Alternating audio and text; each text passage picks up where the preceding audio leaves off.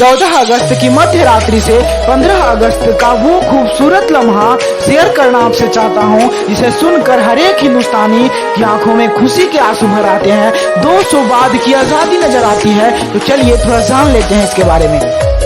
तारीख 14 अगस्त 1947, समय मध्य रात्रि। हर एक हिंदुस्तानी 15 अगस्त की सुबह का बेसब्री से इंतजार कर रहे थे। वहीं भारत के पहले प्रधानमंत्री पंडित जवाहरलाल नेहरू की आवाज पूरे संसद भवन में गूंज रही थी। वह कह रहे थे, इस वक्त जब पूरी दुनिया नींद की आगोश में सो रही है, वहीं हिंदुस्तान एक नई जिंदगी और एक नई आजादी के वातावरण में अपनी आंखें खोल रहा है। इधर नेहरू जी भाषण दे रहे थे और बाहर मूसलाधार बारिश हो रही थी। शायद बादल भी इस गुलामी की यादों को अपने हर एक बूंद से भारत की जमीन को आजाद करना चाहा था। वो सुबह भी आई जब 200 साल बाद भारत को आजादी मिली। सुबह हुई बिस्मिल्लाह खान की शहनाई से, लेकिन एक तरफ तो आजादी का नगाड़ा बज रहा था, तो दूसरी तरफ इस सब से दूर कलकत्ता के बेलिया घाट में अब उपवास धारण किए बैठे थे महात्मा गांधी। बंटवारे के बाद बंगाल और पंजाब में अमन छिन गई थी,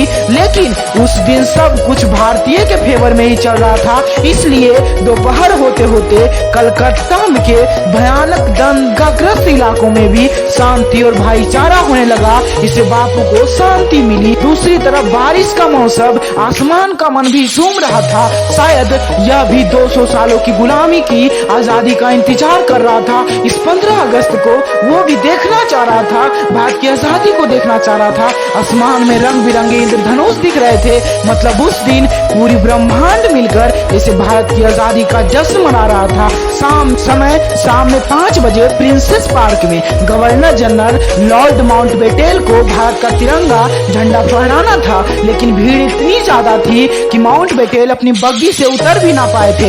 इस दिन माना जा रहा था कि लगभग 30,000 ही लोग इसमें शामिल होंगे, लेकिन लगभग 5 लाख से भी अधिक लोग इस सभा में शामिल हुए।